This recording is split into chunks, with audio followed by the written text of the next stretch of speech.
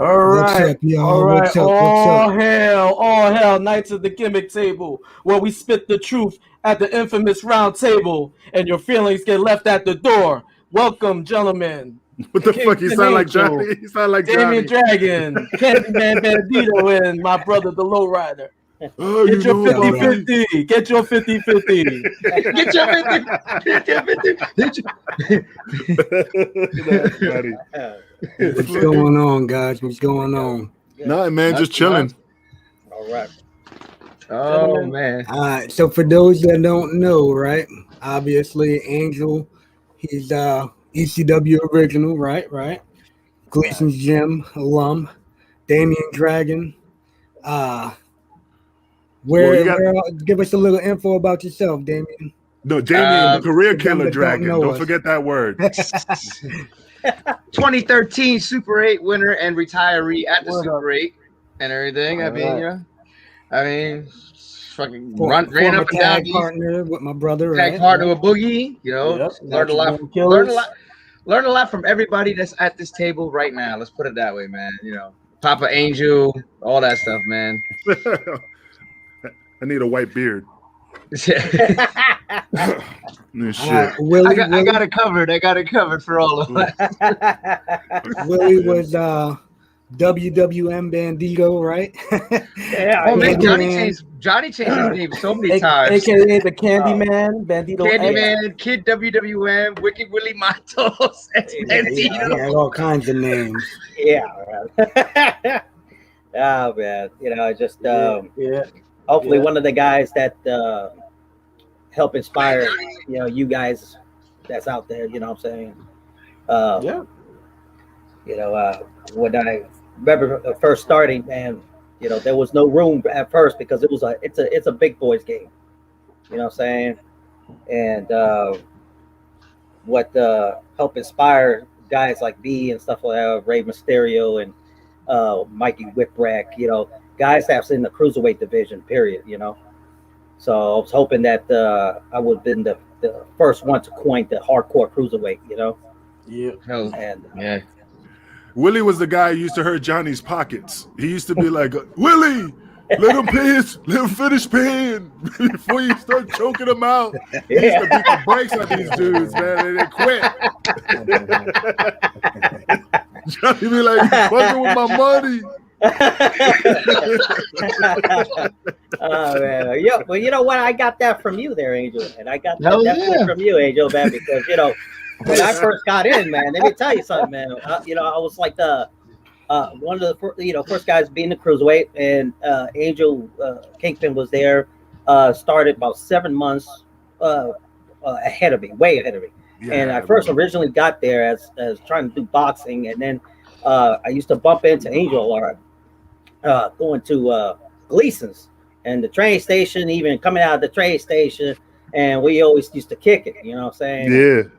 And man, and I always ask Angel questions, you know, and he helped me get in there, you know, and basically just bring out the my real passion was, you know, to get into the square ring, you know what I mean? So I was like, well, okay. So I was one of the first ones there as being a cruiserweight. And let me tell you something, man. Yeah, you were. Angel, Larry, Mark, you know, these guys used to just stretch the shit out of me, man. You know, you know what I'm saying? It was just a wonderful experience, man, because, you know, you could probably call me a masochist or something like that, because these guys used to kick the shit out of me. Yeah, you could definitely call it that. Yeah, that's what I'm saying. And, you know, and that, to me, that just made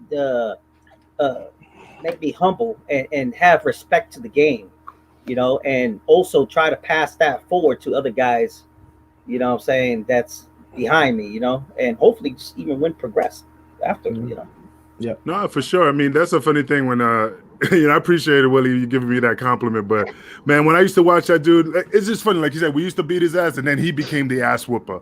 You know, get him, Willie. Fuck it, I'm too tired. Get him. Yeah. And he just stretch dudes and just beat the brakes out of him. And we'd be like, ooh. I mean, oh yes. I mean, the other thing I was like so excited about this too. Like, this is literally like the closest knit timeline possible, like we could have, because we got Angel who progressed, Willie. And then my first day, Willie was there on my day one, and like the whole, I mean, Willie and I, as Johnny said, you guys are married now, like Willie, and then Lou came, and then LowRyda. So like this is like literally like a Gleason's Boys timeline right here, literally one after another. And I mean, same thing with me. Like, like I said, first day in, Willie walked in, was, hey, how you doing? They're like that. Just Shawty showing me some stuff. And then Angel came in and whipped my ass. At first days, hey, how you doing? Good to see you. Whoop. He asked Willie, can he roll and bump? Yeah, he good, B. He good, B. Yeah. Do you guys remember Wong? Oh, no, I'm confusing him with Remember, Carlos. he used to bring his wife to the school, and we used to beat his butt right in front of everybody. I got a picture of him. Somewhere, but with the group. But Willie, if you see him, you'd be like, "Oh yeah." I was confusing him with Carlos. I used to love where Angel and Carlos get into it, because Carlos was deaf, but Angel hit him really hard, and then he get mad at Angel. I was trying to make him talk. Cough it up. He was almost close to sound, so you could make it out what he was saying. Yeah, man. Oh my God. But he's still at it, man. He's still wrestling. He's still in doing Florida. I think he's in Florida. Where the fuck? Yeah. Oh, hey, Guapo's here. Oh shit. All right, we're gonna put this dude on. You guys don't know him. He's part of our history. He's cool, dude. You guys will like him. Guapo. I actually. Oh my God. One of my trainees. What's up, Jeff? Yo. What's up, bro? Let me introduce you to. You never met Angel, so this is my trainer, Angel, and this is Willie Matthews, the Candyman. He was the man that helped train me too, along with Damien. This is Guapo, my student. Yeah. Hey, what's up, man? Pleasure to meet you, sir. Likewise. And Guapo was also my tag partner for the longest. Yeah. What's up, baby? How you doing? My brother, I'm good, Papa. I'm good. I just made my debut on this amazing podcast. This is fantastic. Hey, what's going on with that? What you guys don't know about Guapo? He's the angriest man in wrestling too. Yeah, Guapo's trained at the doghouse, and yeah. Excellent. He's got that fire. Excellent. How long you been doing that for now? Give me 1 minute. Well, there goes Red. Happy. Hey, what's up, Red? What up, Red? The machine. So let me go into this. So Willie, tell me about your first. Well, Angel, you told us last week about when you first came to Gleason's. Willie talking about he was boxing a little bit, and then he came in to wrestle. And what was you were a fan of wrestling before you got in? Oh yeah, absolutely, man. But it wasn't really what made me feel like what made me a fan into wrestling. It wasn't the highlights and people doing high spots and shit like that, man. It was the tough guys, man. I know you're a Cactus Jack fan. Yeah, definitely Cactus Jack, man. The guy was he's him and Terry Funk, man. Some of the epitome of hardcore, The dark stuff. Yeah. I mean, these guys. Who's that? He couldn't. All he saw was eyes and teeth. I just saw teeth and eyes. I was like, who's that? That Omar Apes. I'm sorry. Hey, what's up, Red? But it's not like and don't get me wrong, the flashiness was cool and stuff like that, but these guys was the ones that kind of attracted me to, like, oh man, these guys could take hits and still keep on coming, Yeah. And Lord behold, man, Johnny he took me in, I mean, it was. And it was also one of the places that it was a place of hardcore, man, Yeah. And the funny thing is that I didn't even know about that. I just see, I saw Angel and I seen the other guys, Larry, and they were getting down. Vito was one of them also. Yeah. We get down and I'm like, man, okay. Well, it was until I got in, is either you survive or you don't. You know, it's either you eat or you be eaten. You know what I'm saying? And so I was like, you know what? I'm gonna be the one to eat shit. Yeah. Especially, especially if I want to make my mark in a big boys game. You know. Right. You did, man. You did. So I was telling them about my first day. I remember, like, when I first met Angel, I had my my high school wrestling shirt on. It's like sunrise tournament. And he goes, "Oh yeah, you won that tournament?" I go, "Yeah." He goes, "You know, all that shit don't matter now."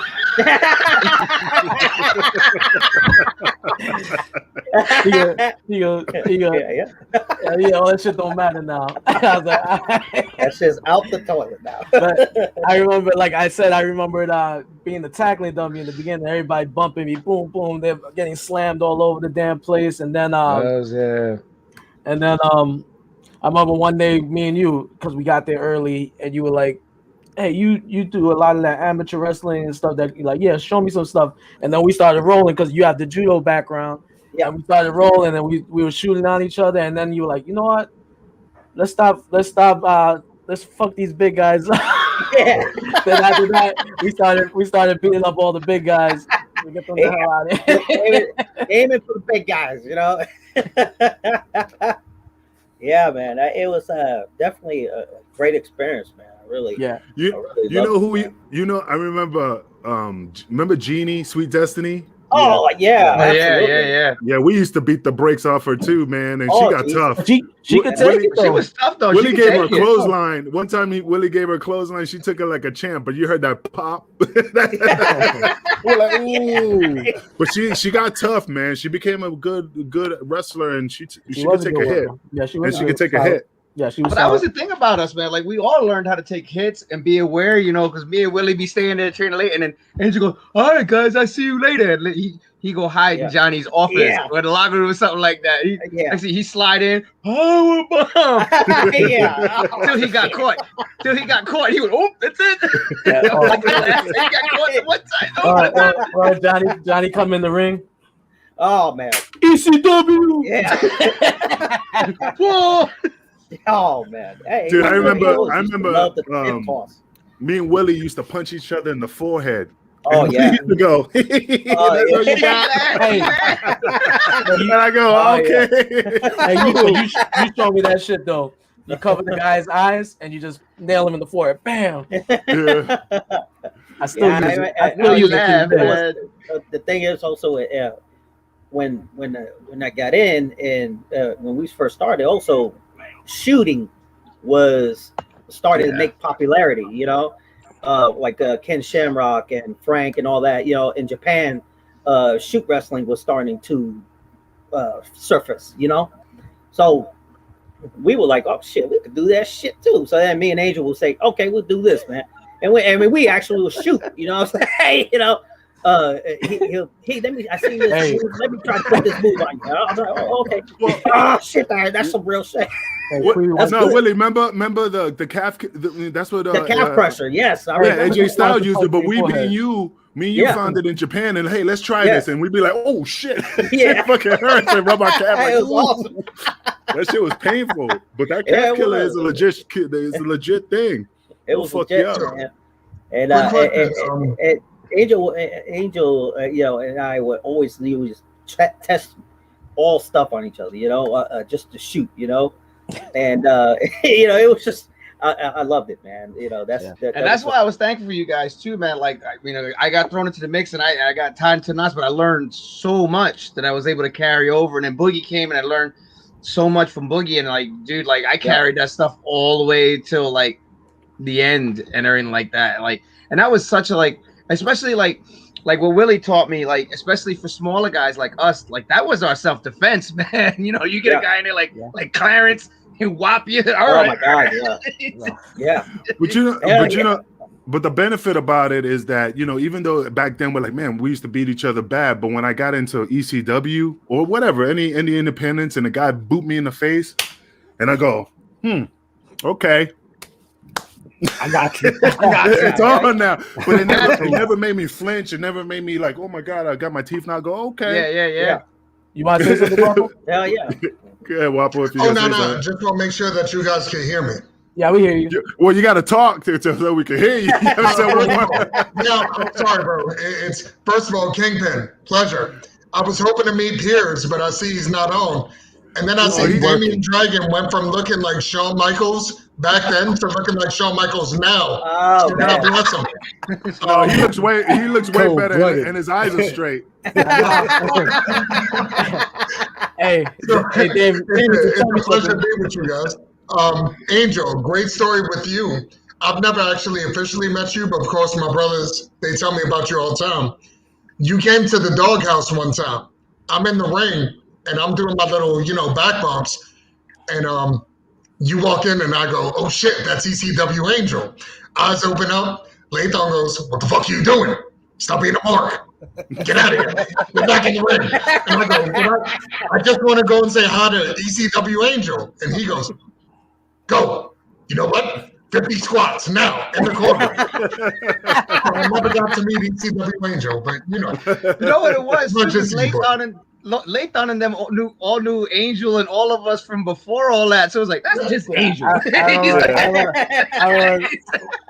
remember we were at Arena Puerto Rico and Angel grabs the microphone. We were all sitting on the stage. They had the show going on. Angel grabs the microphone and he goes, and Lathan's in the ring doing something. He's like, and you Lathan, you chitlin sucking punk.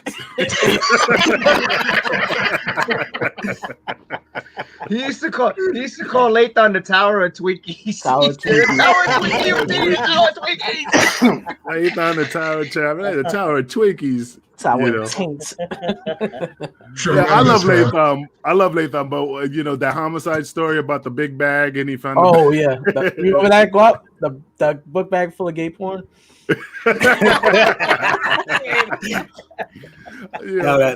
There was some shit that happened. There's another story I can tell you. Another story. Hey, that's for another day, though, bro. That's for another day. That's another program.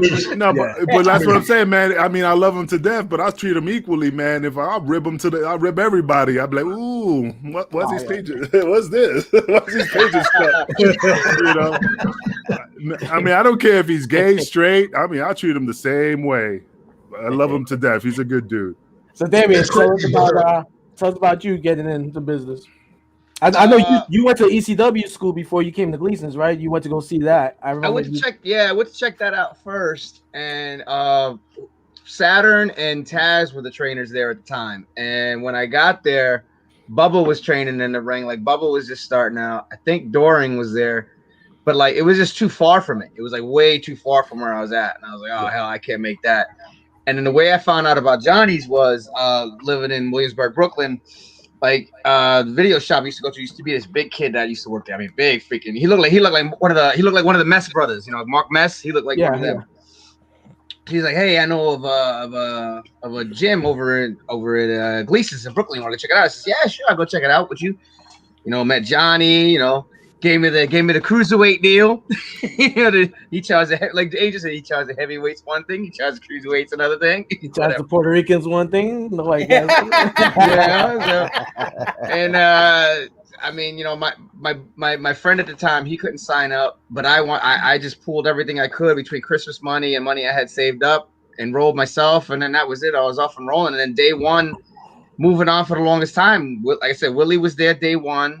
And then every day I was there because then Hoko came later that night, and then Angel came, and it was just I was rocking and roll with Willie, Hoko, Angel, and then Roger would come in from time to time, but it was mostly a lot of my thing was Willie and Angel, and again, like Willie, also like exposed me to the larger world of wrestling because he was like, yo, B, you ever seen like ECW? And I was like, nah, I never seen that before. He's like, yo, check it out.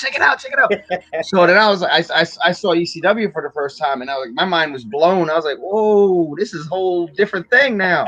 Yeah. And then but then by watching ECW, you start learning about, like, if you hadn't, like, Japan and Mexico and European, you start like really like, whoa. So Willie was a big thing on that, and the same thing with Angel. And Angel would beat the tar out of you, but he made you laugh while he was doing it. Like that. Like if you were cool and everything like that, but you learned and everything like that. one of my favorite ones to this day. I told it on another podcast I was recently on. Like, he taught me to always fucking listen and be aware. So he get in there doing whatever. He whisks me off, and I don't hear what Angel calls. Next thing I know, I Willie was there. Willie, oh shit, B. My feet were flying in the air. and that was the thing. That was the thing. We learned how to call it in the ring. People don't know that. And Angel goes, "What'd you learn? Keep your ears open." I said, "Duck the line, bitch." I remember one day me and Chung are sitting on the apron with Marlon Tiger Khan. And I don't know who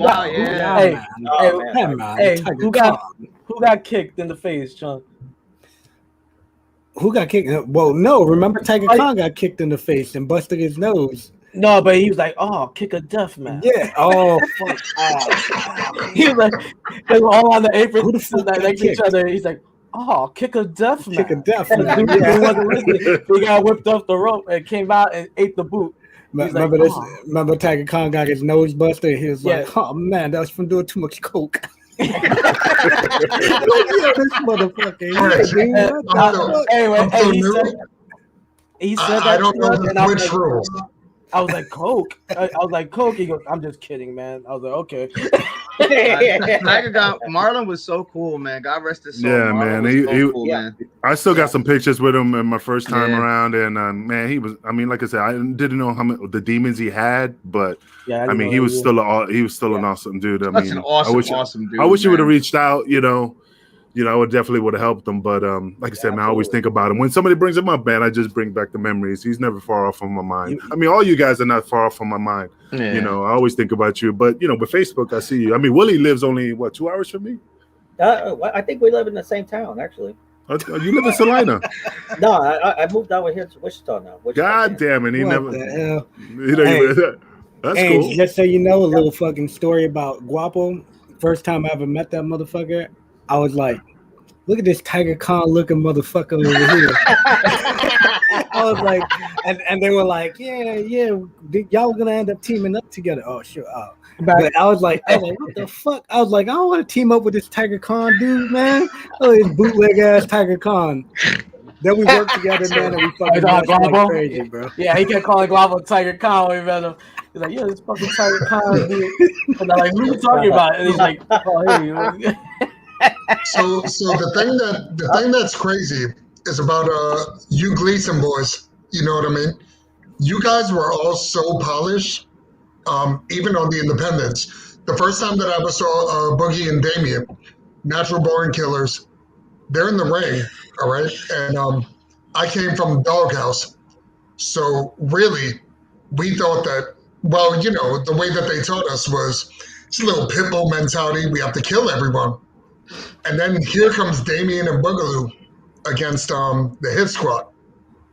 And I love Monster Mac, the other one, whatever. But Boogaloo turns around and he just starts, Damien is taking these hits and he's popping back up, and he's doing fine. Then Louis comes in and Louis just starts tossing him. The other dude. He just starts tossing him. But he's not tossing him in a set spot. He's literally just throwing them all the way around. Then as I start to meet everybody in Gleason's, it just definitely admired the fact that, first of all, you guys were close. There was never any backstabbing, so credit to you guys for that. And I'm not throwing shade at my school. I'm just saying it is what it is. You guys still stay friends to this day. A lot of the people at Doghouse, they don't speak to each other because it really was kind of a crab in the barrel mentality. So that kind of sucked. But that was the first time. And I think a lot of people don't know that New York independent wrestling in the early 2000s, if it's not for a Damien Dragon, a Boogaloo, there are no smaller guys on the independents. They kind of open that door. Then you get a match striker. Then you get a match striker versus LowRyda. Then you get an SAT. Then you get a Chris Divine. Then you get a Quiet Storm. You get all these guys coming in. Angel, at that point, you were already in ECW. So you had already kind of made your mark. But gotta tell you, it's you guys really were a lot more innovative and really just groundbreaking than you even give yourselves credit for.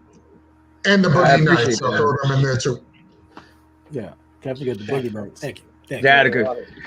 We had a rocky start with the Boogie Nights, but we got to like them. We had a little bit of a rocky start with the Boogie Nights, but we wound up liking them a lot. We did good business with them. We had a lot. But you have to realize, you guys were from Gleason's, and the Boogie Nights were literally coming in from wherever they were coming from. Yeah, so they had to work extra hard. I remember when I wrestled the Hit Squad. It was me and DeVito, and fucking Monster Mac grabbed me in a front face lock, and I got hit in the back with the chair real hard.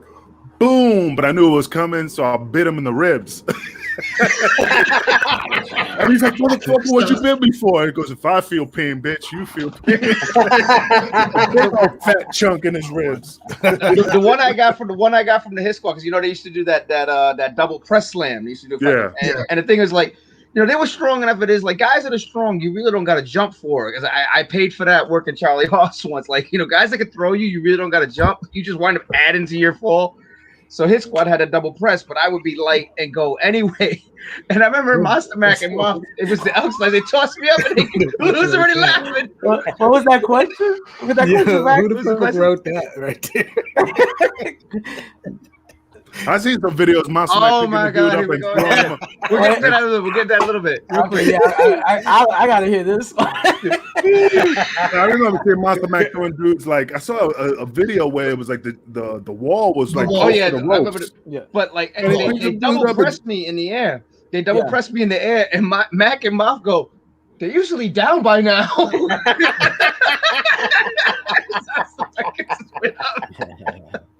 Because I went so high. Andrew, you were saying that they throw people into the wall. Yeah, they used to do that. Yeah, I saw. I don't know what gym was that, but no, it's Bayonne.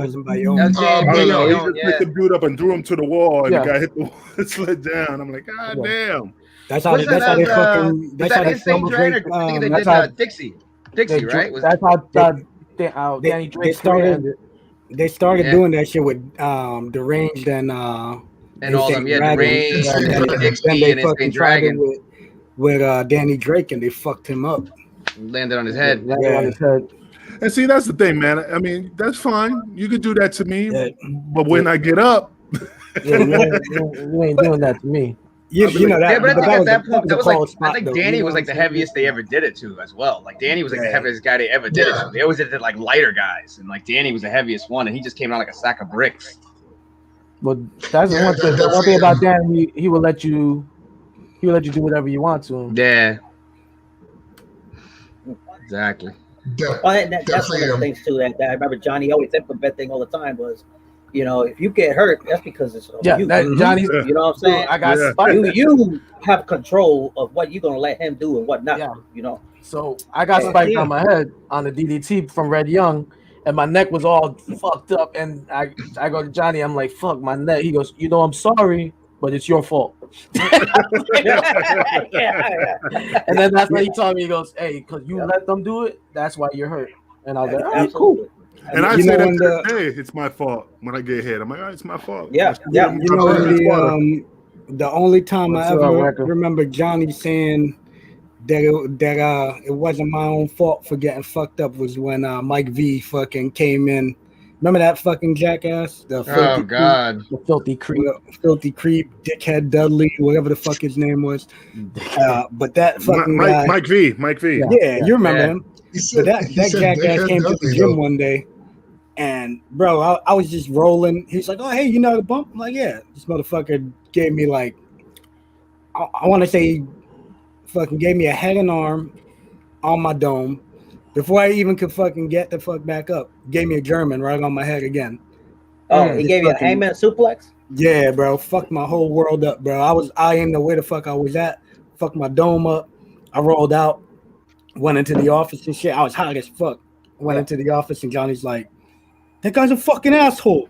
Why you in the ring with him? I'm like, all I was doing was fucking rolling. I ain't know nothing. He's like, you see that guy? You don't get in the ring with him. He's like, all he does is hurt people. I'm like, dude, I was like 130 pounds. I was like 130 pounds. You know what I'm saying? I ain't know shit. Hey, hold on. Hey, Red, it was a DDT, but it was okay. I'm all good. Wait, is that Red Young? That's Red Young. Red the Machine Young. Is that Red? Yeah, that's Red Young. Super Bob. Hey, So listen, Hey, Red, man, we need to. in all Red, we need honesty- to go to Dr. Istrigo one more time. Oh my god. Oh, Jesus Christ. You heard that story, Guap?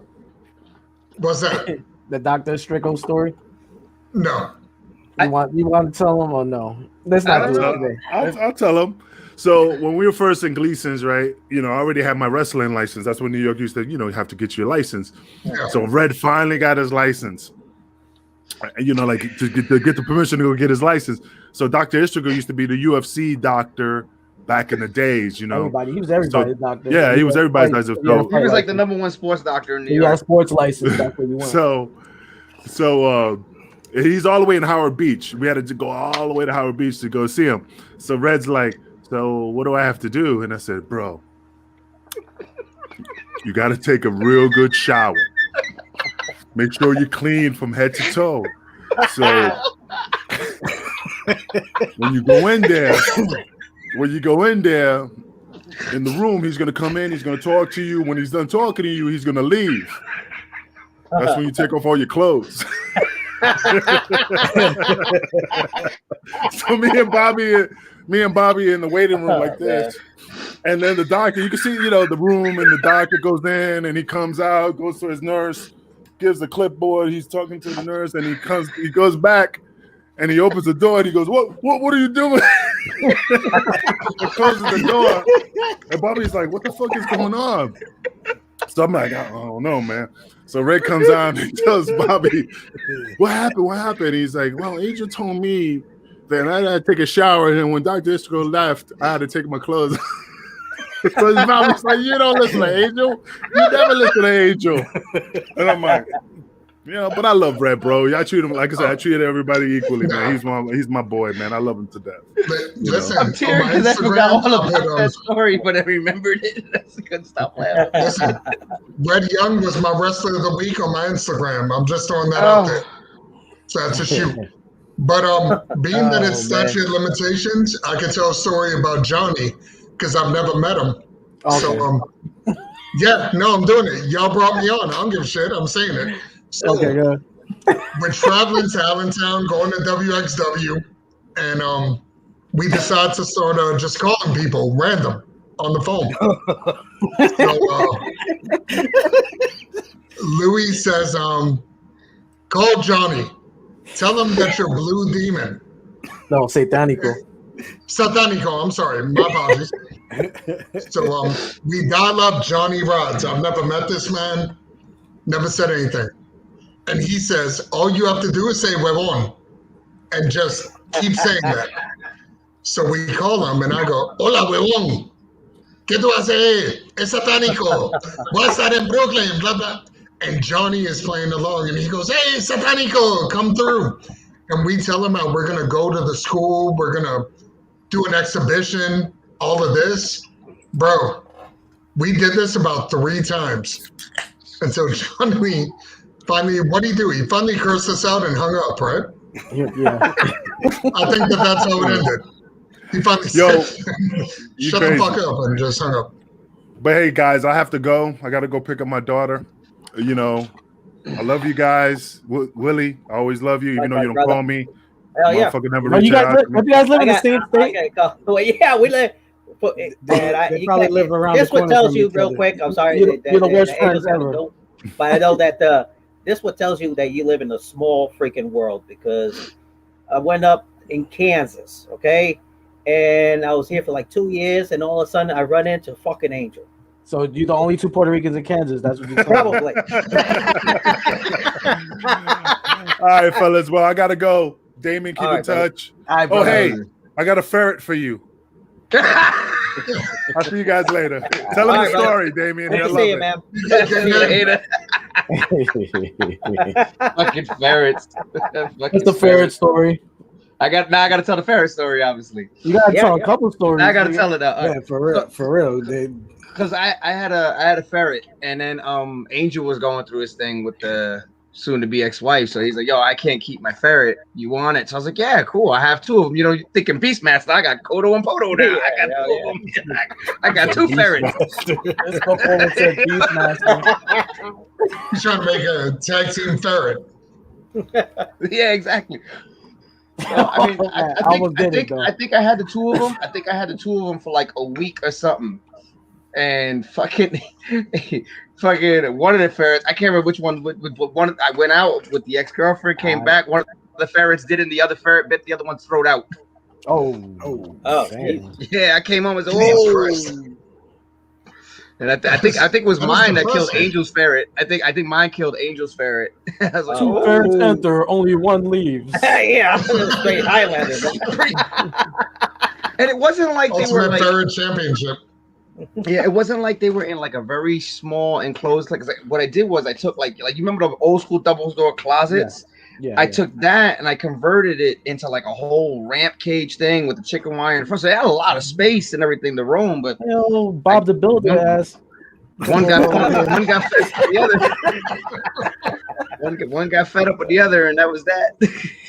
Yeah, he's like, nah, there's not enough room for none of us here, man. I came in, I said, oh damn, this is not good. So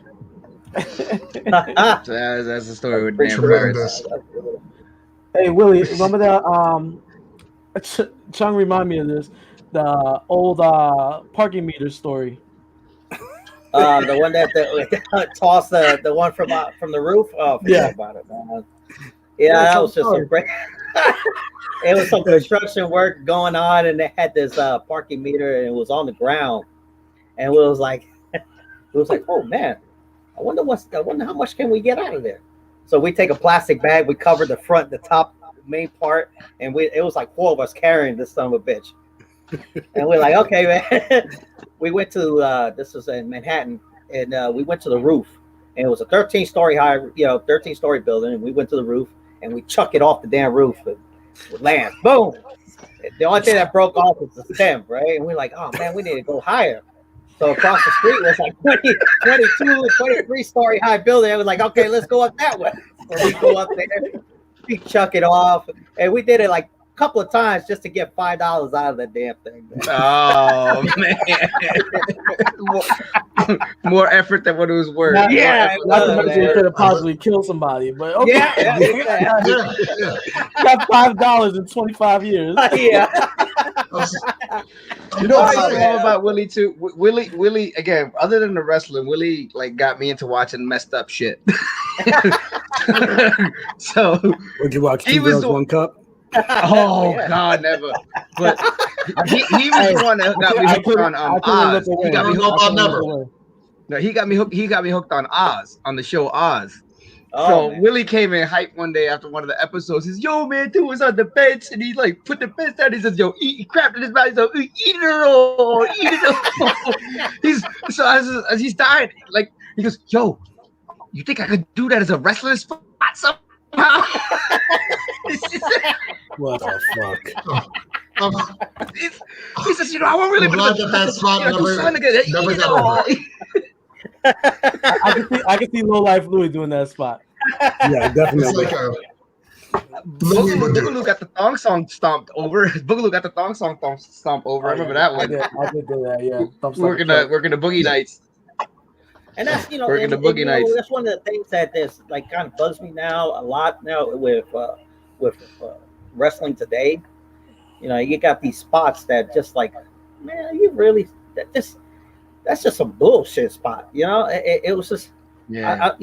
My thing is if you're gonna do something, make it has to make sense and make it realistic, man. Yeah. On the fact that it's real, man. This is real shit, Yeah. And I don't know what's this guy's name, but there's one guy that he does a spot, and it just really pisses me off on the fact that they grab his crotch. Oh, Joy Ryan. Joy Ryan. I worked some shows with him. Oh, man, you know what? You got hashtag. Yeah, that shit. I would have stiffed his ass.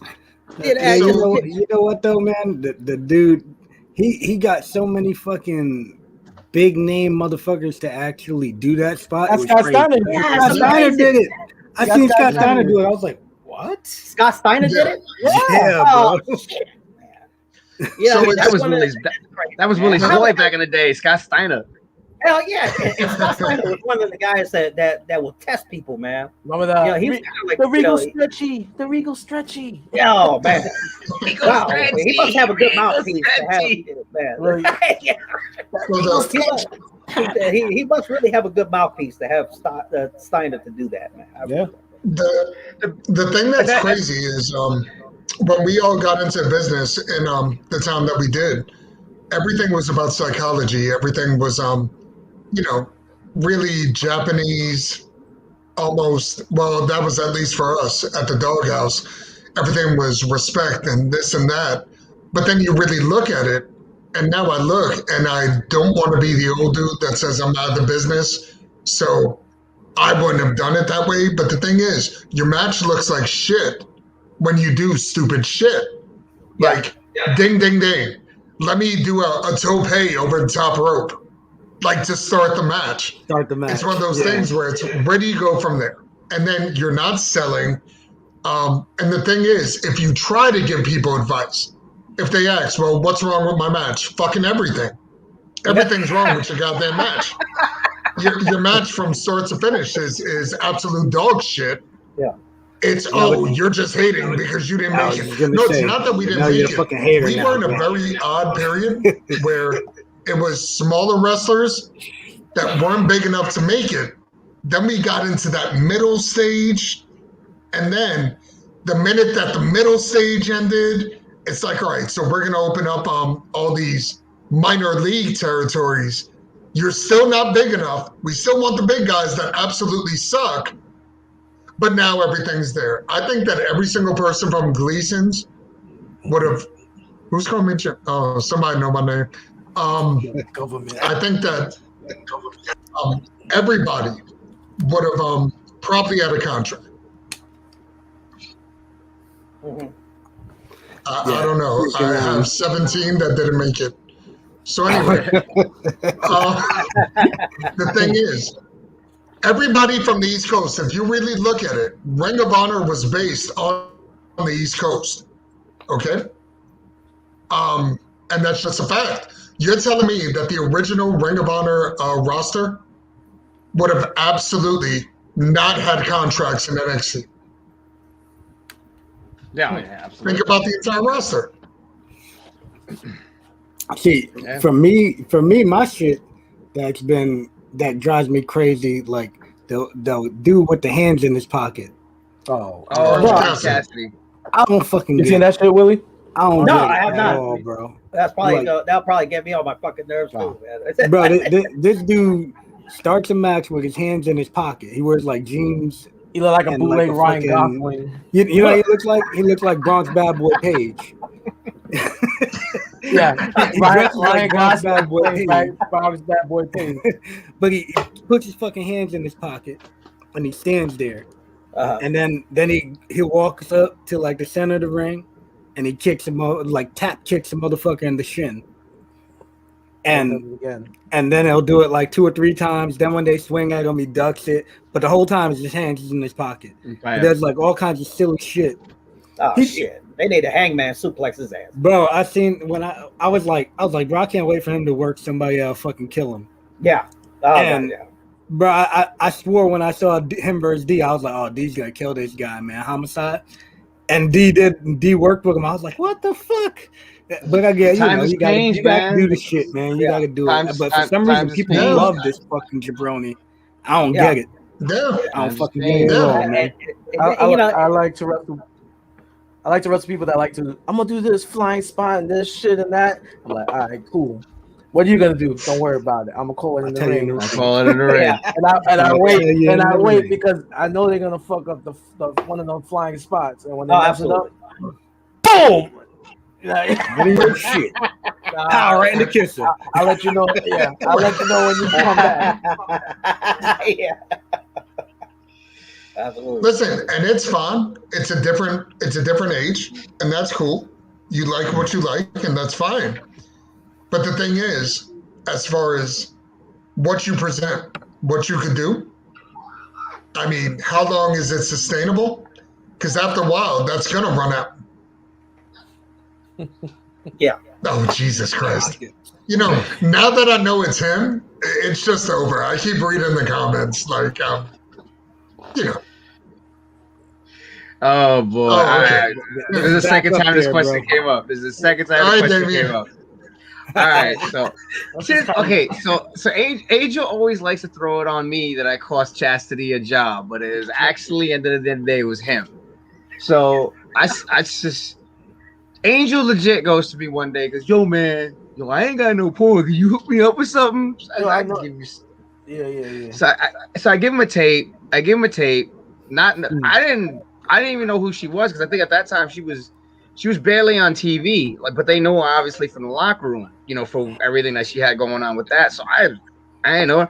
So I gave him the tape. He goes, so he hits me up. He says, yo man, you know who you got on this tape? Some hot chicks. I'm glad you're enjoying it.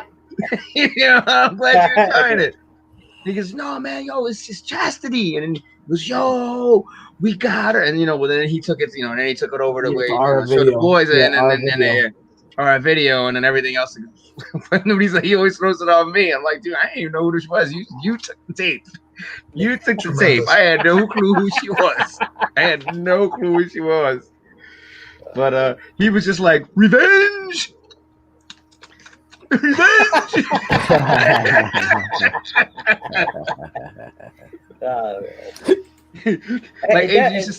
AJ used to say, stir in the pot. Stir. You got more than you got more than one tape, then, Damien? Nah, he had the only one. He had the only one. Who's Kylie? Ain't Kylie Blaze those two strippers that came to? No, yeah, it was a stripper. No, it's Kylie Blaze and Brandy Muffins. Brandy Muffins. Red? Okay.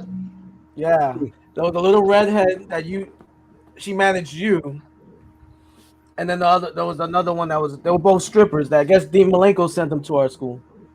I don't remember, man. Jesus Christ. Dean Malenko. Oh yes. Brandy Muffin's the one that with the black that with the black hair that Nana broke her rib, right? Yeah, Nana broke her rib. Why am I drawing a blank on this? Yeah, I can't remember this. I can't remember this. Yeah, and the other one was like a miniature leader, right? Yeah, she's like a miniature leader. Remember when you were wearing that mesh shirt with the blue flames and you were wrestling in that? Yeah. Yeah, she managed you then. I can't freaking remember. Also, why did you wear a mesh shirt with blue flames? That's what I was. You know what? Honestly, you know what that was. Honestly, that goes to the second question. That's. It was one. It was one of those stages. It was one of those stages where you're not. I wasn't at that time very confident about myself anymore. Like I had lost a lot of confidence about myself, but I kept it to myself and everything like that. So I felt like I had no business having a shirt off and everything like that. So it was like a really bad self-confidence thing and everything, So it was like, cover yourself up as much as possible. That's pretty much why I did it. And Boogie knew me. I went through a lot of ups and downs outside of shit and everything like that. So there was a lot of times. And but that was like other than that stuff. But other than that, like Boogie was the main one I talked to after Willie left. Like Boogie, I went through a lot of things personally other than wrestling. Fuck you, and then Boogie was always, Boogie was always there for me, like a voice in the ear, man. Like, yo, man, you can get through this, you can get through that, and all that stuff, No, absolutely. I don't think that Boogaloo gets a lot of credit for just how much he. And I'm only gonna do this one time. Trust me. The influence that he had, he set up a lot of people, and it was just little things that he would do. Just really setting up. If your match sucked, Jesus Christ! Imagine driving home from Hazleton for 3.5 hours with him saying, "Hey." I'm sitting there trying to stay awake with the black dog running in front of the car, and he's sitting there going, "Your match sucked. Fix your shit." Then there's 2 weeks. There's 2 weeks for us to have to fix it, and there's nothing you can do about it. Because when he gets in the car 2 weeks later, he says, Your match sucked. You gonna suck tonight? Huh? And then everybody else got hit. Just, poor Wenzel. Wenzel, shout out to you. I know that you're on the feed. I know you, Mark. Nah, but well, that was the thing. Like between also like again, Willie like really toughened me up physically and everything like that, and being able to be in the ring and hang. Thank you. But like, I had reached this point where I don't know what I think it was just like confidence was shot and everything like that, and I got very like just complacent and just whatever. But Boogie like literally like re-toughened my brain back up. Like Boogie got my brain like right back tough where it was.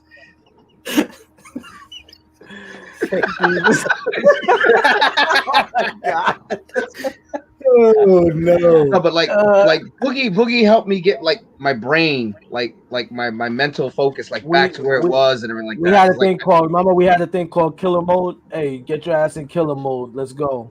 And there was one actually. You'll like this. So like, and Foxy talks about it in her book eventually. But like, when I was working for JCW, you remember JCW, Ricky O. Yeah, like they pulled like this bad rib on me, man, and like it literally almost made me walk away from the biz and everything like that.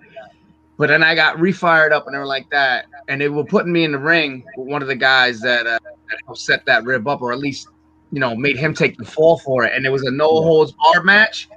I says, all right, I got something for his ass tonight. Lou, I shit you not, I pulled out the old MBK shirt, bandana, I put everything on. I says, this is the music tonight. And Bandito Jr. and Warpath are there, and they knew us from Warpath those days. down here. They knew us from down here, Yeah. and that was the thing. Like Boogie and I used to be really rough because we knew we could get away with it, and nobody could get us back for it. Because it was like Wapo said, a lot of guys weren't like. It had reached that point where guys weren't trained, so we were like, oh well, we're gonna do what we're gonna do, and ain't nobody gonna say nothing about it, But I came out. I came out to that music. I came out, hold a chair and everything like that.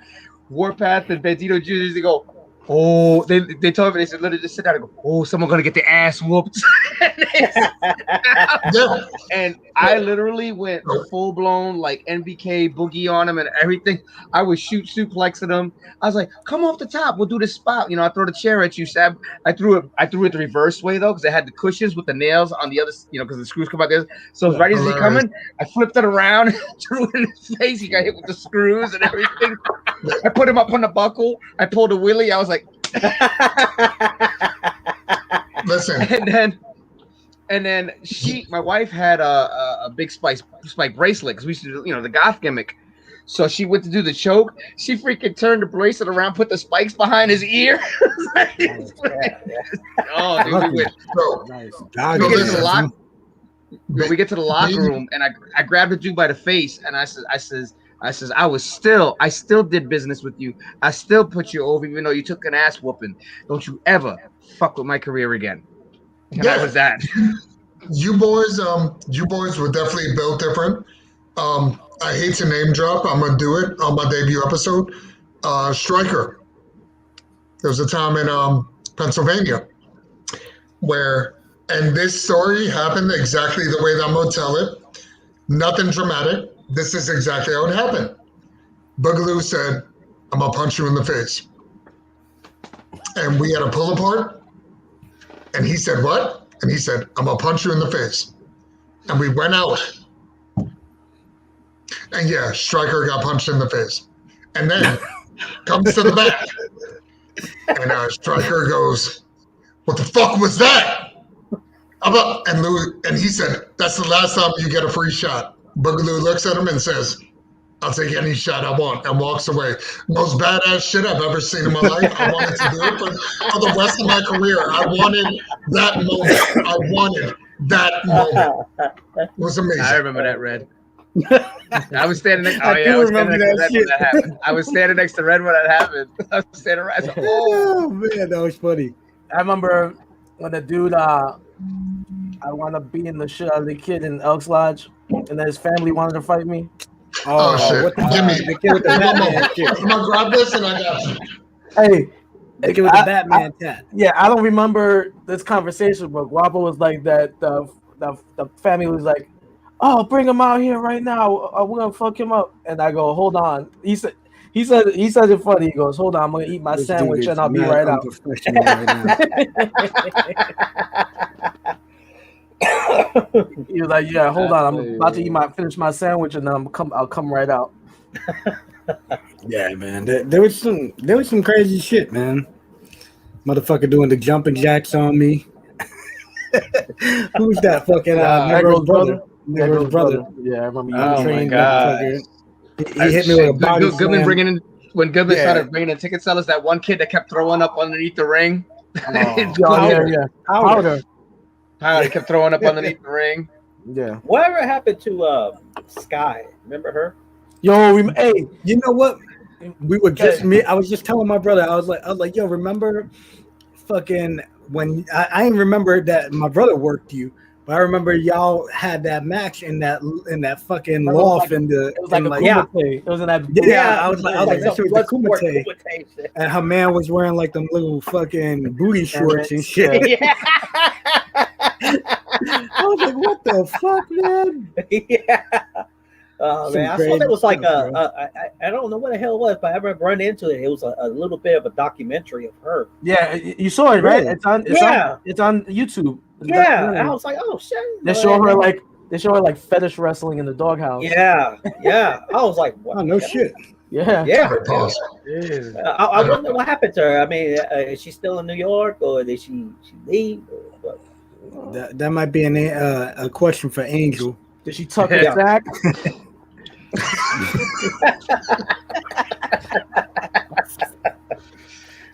So did y'all do the Rob Fury thing? Yeah, what you were saying that when the family wanted to fight me, they were like, send them out. What was the comment you said I made? Something about the sandwich. Oh no! What you said was I'll get changed and then I'll meet you outside, and they never came back. Oh, I thought you said something about I'm gonna finish my sandwich and I'll meet you outside. Yeah. No. It was funny because Chung and I were trying to get him back in the ring because he said he was gonna do a standing 450. He lands on Louis' face, and Louis gets up. Oh, dude. One foot on his face, one foot on his dick. Yeah. And we already know. And the thing is, not even exaggerating, I don't know if y'all remember, that was the supposed last USA Pro show at the Elks Lodge. So there were about 2,000 people there, and your mom was in attendance. Yeah, she came from Florida. My mom? Yeah, she was there. You're trying to be funny when you said your mom. But no, I said yo mom. But they turn around. There's 2,000 people there. Louis gets up and we see his face and we go, shit. All right. He tries to run out. And there is footage of this. And dude, we start grabbing him by the shirt and we're tearing his shirt. And we're like, get back in the ring. He was scared doesn't want to go in. I saw punching him in the face. Chung starts kicking him. He goes, just go in and take it, man. Just go, get it over with. And get it over with, He is clawing at the mat legitimately. Louis takes the belt off, whoops him, and then in the face. No, it was the mouth. Put it this way, the people that were supposed to tag in didn't want to tag in, all right? Yeah. And then Louis said, I'm going to finish my sandwich, get changed, and then we'll meet outside. Oh, yeah, I remember that. Yeah, well, Red just said, I remember that one. You remember that one, Boogie? Yeah, I stopped it. Yeah. Hey, we were like, that shit ain't happening, dude. You ain't doing that. He also tried to have us put a hot dog up somebody's ass. So. Yeah. That shit got ridiculous after a while. Yeah, so bad, bro. Weird stuff, bro. Weird stuff. Yeah. Jesus Christ.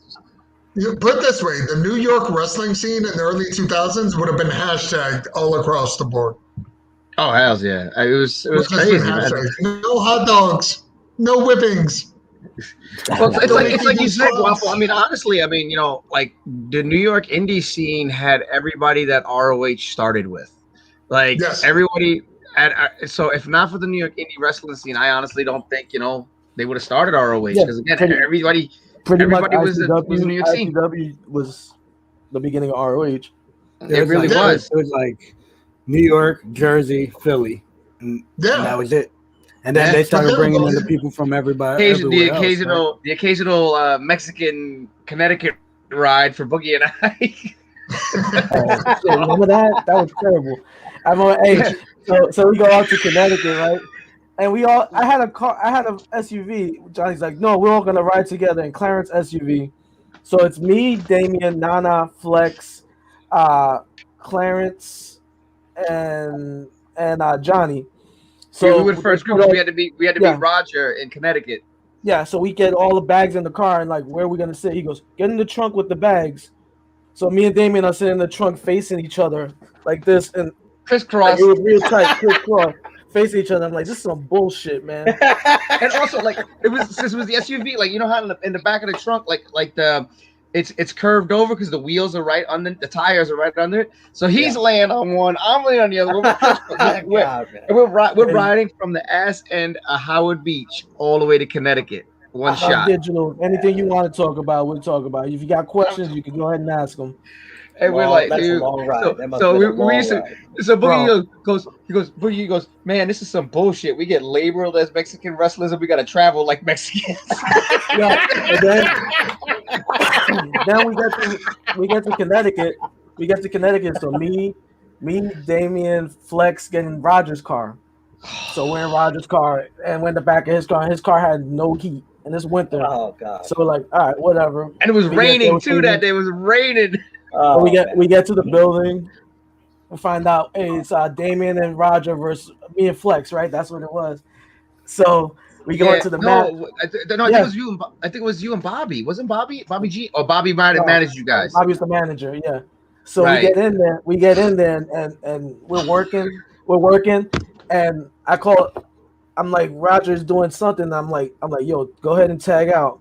And I'm hitting him and like tag out, and he's not doing that. So I finally just grab him by his face and I just throw his ass across the ring, like tag the fuck out. This jackass, instead of tagging out, he gets up, runs and jumps and hits me with a drop kick, and then goes and tags out. So I'm like, all right, whatever. So what it was, she was like, Damien, it was the hot tag, you know. Damien comes like, in. We do our thing, yeah. You know what it was too. Like if you remember. Like, okay, so Flex was just getting started out. So, like, Boogie lends Flex, like, one of his singlets. So he looks cool. And man, just with vinyls, the thing. And so Flex got a cool vinyl thing. You know, Bobby got his whole cool look going on. Boogie look cool. I got my Jerry Lynn look and stuff. And then you got Roger dressed like the Musketeer. So it was like really like, you know, who don't fit? You know, so the crowd saw it like that, so they did not gravitate or like Roger. They thought the rest of us looked cool, but Roger's doing this. And it was like Musketeer bars out to the crowd. And so then they were yelling, and the crowd was yelling at him to tag out. They were yelling at him to tag out. So we get to the back. We get to the back. I remember getting Musketeer bars from Roger when he'd hand them out and throwing them at him back in the ring. You also. Willie, you remember he gave the boys in the back for eating them. Oh yeah, bro. Yeah, oh yeah. He goes back in the. We get to the back. He goes, "Hey man, you shouldn't have threw me across the ring." I go, "Bro, you should have fucking listened to me when I told you to tag out like 5 fucking times." And he goes, "Well, you know I'm deaf in one ear." I'm like, "Man, get the fuck out of here." So we go, and then when he said that was the face I looked at. I went. You're like, get the fuck out of here. So we're going to leave. We're going to leave, and like it's us. It's me and Flex. Damien's walking by, and Roger walks by, and we're standing with Prince Albert, and fucking. He was cool. Yeah, Roger goes. Flex goes, "Yo, where's the car so we can get our stuff in?" And Flex is like, and then Roger goes to Flex. He goes, "Yo, kayfabe," and Flex goes, "Kayfabe this." he's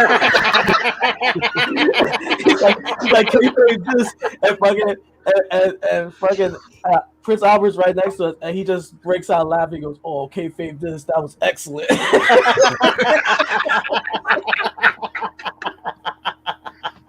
Tremendous. Oh man. There's one show I always remember. I know he made it to ECW, didn't he? Who? Roger. Yeah. Him and who was Who's the other guy? Oh, Rockshot, and then what's the other guy? Triple H. Oh, Triple H. Well, I mean, Rockshot was destined for greatness from the start. He's been alive for 337 years. No part of Ravens flock. 55,000, bro. 55,000. Oh, 55,000. I'm sorry. Rockshot, I know you're watching. My apologies. Get it right, bro. That's the man What right you gonna there. say, David? There was only one time in a locker room, only once Boogie ever got nervous in a locker room. That was the one was Sid in the locker room and he had to see your vest. Yeah. We were like The deep in only Connecticut. time he ever got nervous. The So, only time. Everybody's in the locker room. Everybody disappears. Sid's just sitting there, and he goes, "That's a With nice his student, vest." which was like as big as him. Yeah, which turned out to be Mordecai. Oh, really? That was Mordecai. Yeah. Oh, That's shit. back. I think he was named 7 back then. He was named something back then. So he goes, Yeah. he goes, "That's a nice vest. Can I see it?" I'm like, "Fuck, man." I said, "Everybody left." I said, Motherfucker about to punk me and take my shit. I said, "No, I got it. I'm gonna give him my vest. He might have some scissors and shit. Gonna stab me like Arn Anderson or something." I'm like, Y'all got the same chest I there, so it would have made sense. yeah, for real. I gave it to him, and he's sitting there looking at it, and he looks at Mordecai. He goes, "This is a nice vest." And Mordecai's like, "Yeah, this is a nice vest." And I'm like, "Yeah, I got it done by the Elks Lodge." And he looks at me like, I like, "Bro, you wrestle at the Elks Lodge, like right down the block from the Elks Lodge." He's like, "Yeah, I don't know where that's at." I'm like, "All right, no problem, man." And then he gave it back to me. I was like, "Oh, I was like, man, if he gonna take it, he's gonna take it." You know, Mordecai, Man, hey, you want it? Because I legit asked I said, "Yo, Boogie, man, you look kind of nervous." And Boogie said exactly everything. He says, "Yo, man, it's fucking Psycho City stamp all there. There's some scissors. If he says he wants it, I'm gonna fucking say no. He can take it." Yeah, because I'm like, "Hey, I got a softball glove in my car too. You want that?"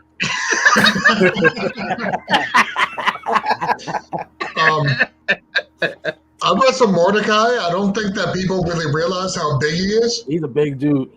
You know bigger than Sid. the 10 corner spot. This motherfucker hammer punches me in the top of my head. So the crowd is cheering. He goes, 1, 2. That's all I remember. I was fucking absolutely unconscious. He picks me up. He goes, "All right, kid, I'm gonna throw you the ropes." I was like, "Try not to." Picks me up, finishes the match, go to the back, and just go to sleep for like whatever amount of time. Yeah, Big son of a bitch. Where was that? It was Italy? over. Yeah, I was in Italy, right? Yeah, in Italy, yeah. Fucking Yeah, I me up. remember the hardest thing that I ever felt was Ahmed Johnson when he gave me the Pearl River plunge. Knocked me the fuck out. Hey, what's going on, girl? Hey, you. How are you? How you doing? I'm good. I'm fucking tired. Hey, why don't you tell us all about this book you got coming out? Let's get this plug. Let's get this plug going. All right. So I've been writing the wrestling memoir. Okay. Which is about all 13 years of my independent wrestling life. Throwing some people under the bus. Good. In the meantime. Throw them all under the bus. Yeah. Stay tuned. I'm gonna need you to stay tuned because pretty soon we're gonna have Guabo doing wrestling name association where we throw our worker's name out and I can't control what comes out of his mouth. I'm good. I love it. He's a ticking time bomb. Oh my god. Pretty much. That's what I mean by that. Get it, Foxy. Go ahead. No, but I mean, wrestling aside, it just talks about how, shitty it was to come up during that era when you were a female, like not what it is now, because everybody kind of got it easy and they got Twitter and they could put people on blast and you won't lose your fucking career. But if you were in my day, you had to keep your mouth shut, and you had to be 18, but act like you were fucking 30. But then the minute you hit your 20s, your career is almost over because you're too old. And depression, and then hooking up with this thing over here. So, yeah. That thing, that's just a sexy boy. I gotta say, Foxy, on Mother's Day, happy Mother's Day. I want to give you your roses. Yeah, happy Mother's Day. Thank you. Sincerely, you were. And that's the you man were Willie I've always so told you about. talented. You were. You were so talented. I'm sorry that you had to go through that, and I mean this absolutely sincerely. And you rocked. Like you took care of yourself. You protected yourself, and it really sucks that had to happen. So the thing is, with the memoir, especially with this situation with you know, where women speak out about injustices, that's one thing. But you definitely didn't deserve that. However, I just do want to remind you how damn good you are at what you did when you did what you did. You know what I mean? Regardless of circumstances. So kudos to you, sincerely. Thank you. You're the only one I let rub my booty in the show. Actually, wasn't it him and was it them and Loki? They caught us. Yeah. Oh yeah. At the Queen's Lodge. Oh. We were up in the. Literally almost caught us with our pants down. At We the were- Queen's Lodge. We were up in the. I mean, Because you know there's the balcony. Is that There's in the the book? balcony, so it was right above where the stage was. So we was back there, you know. That in the book? And God damn, right man. above. You going wait? It was Yeah, me, about the book. Loki, if I remember Monster Mac too. Yeah. And they were, whoop, wrong door. Y'all keep having fun. Listen. And they just And Foxy was like, literally, wrong door.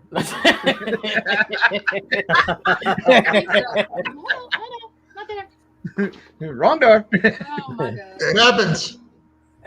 Oh my god. Awesome, Jesus awesome. Christ. I'll do your thing. I got TV to watch. Okay, Hey, thank she's you. going to watch, Hey, thank going you, back to watch Foxy. Grey's Anatomy. Foxy, Oh, my spot. Foxy, you're welcome back anytime. How's it? I will. Oh, come on. She's Alright, going cool. back to her great. Come on, I told you Boogie loves that Celine Dion. That's the way it is. So, Hey guys, we're over yeah, the we're gonna hour start wrapping mark. it up. Okay. So go ahead and Gonna start taking start- it home, start baby. Start plugging Don't what do you it. gotta. Go ahead and plug something, Damien. Let us know what's going on with you. With me, not much. And again, if you happen to be in the New Jersey area, I have U.S. Shotokai over here in Passaic, New Jersey. You know, kids, teens, women's self-defense, all that stuff. I also do personal training. You can check that out on Instagram, u.s._Shotokai, and also on Facebook, U.S. Shotokai Karate. And like I said, other than that, I got the personal training, and that's pretty much it, man. Oh yeah, we got the podcast too. End of the month, every Wednesday of the month, we do Nerd Herders Rebooted on Twitch as well. Okay, On alright. Dan Law 87, which is all the nerd geek culture that we've always done. Yeah, I'm sorry, Dan Law 83. I always get that wrong. Dan Law 83. Okay. All right. Got it wrong. Uh, I got it You wrong. anything else? Anything else, Damien? Nah, man, that's No? it. Like I said, I'm just focusing on that, like really trying to get this karate thing going again, trying to rebuild after COVID and like that, get the personal training thing going. And it took me, after the wrestling, like really find that niche where I feel the most comfortable in terms of who I am. Because you guys also know me for a long, long time. I always just enjoyed sharing and teaching with people regardless and working with people. So like, my first job was being an instructor, and then sharing and wrestling I always loved. And I still do it now and again whenever I can with other people. So like, just to get back to teaching, that's my greatest passion is sharing and teaching. And again, I'm going to definitely, again, I was messed up in the head in our younger years. Boogie knows that and everything like that too. But like, yeah, sometimes you got to crash and burn to really realize and everything, I'm gonna have to get you on. I'm gonna have to get you guys on again because because there's so much we gotta do. Oh And, my God. Yeah, so I'm gonna get you on again. You know what, man? Damien, man, I want to thank you too. We bro, gotta- 'cause you definitely helped me out big time in the starting of my career, bro. Nah, dude, you were always a pleasure to work with, man. We had some fun times too. On top of that, Yeah. Well, it's an absolute pleasure. Hold on, McWapple, before you. Willie, what you Come on, got man. going on, What you brother? got going on, brother? Not much, guys. I'm just working and still raising family. Got a grandson. oh, congratulations! Hi. God bless. Oh, thank you. Granddad Thank you. already? Hey, yeah, man. I'm 44 this month. I'm 44. How old is your My grandson? daughter? He's a year and 7 months now. and that's your daughter's kid? Yeah, How old is your oldest daughter? She's gonna be 22 this year. Holy crap! Wow. God Time bless. flies, man. God Time bless you, flies. man. Yeah. God bless Thank you. you, thank you. I want to say hi to them and my wife, my sister, my. Aren't they in the other room?